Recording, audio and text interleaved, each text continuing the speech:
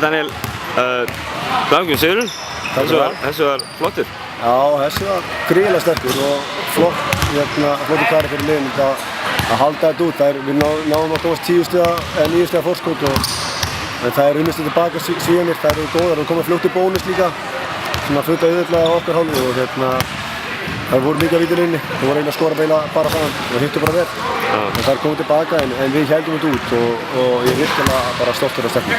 Þetta er annar dagurinn í röð þar sem þið lendið í svona frekar harðri pressu á móti liðið og við erum svona bogna aðeins í byrjun en komum svo bara sterkari tilbaka. Algjörlega, það voru tæplega 10 stigan í byrjun sem við vorum að gefa þeim og bara eftir tíman það bara fór skrekkurinn úr leikunum og þær heldur bara áfram það sem við lögum upp með. Komum síðan tilbaka og við vorum að þetta jafnir leikur í hálfleik.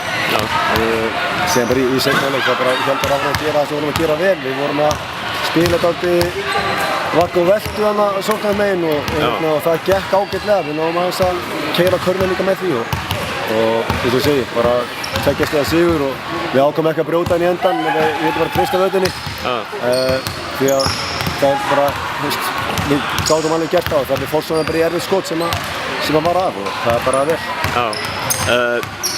Þau segir það núna á 2 dögum eftir kannski mætti kalla afleita byrjun í fyrsta leik.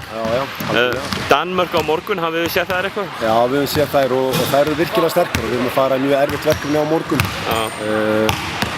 Burtséð frá því hvernig niðurstaðan úr þeim leik verður, þá vil ég bara sjá að stefnuna leggja sig fram á vellinu og gangi stoltar af parkettinu í lok leiks.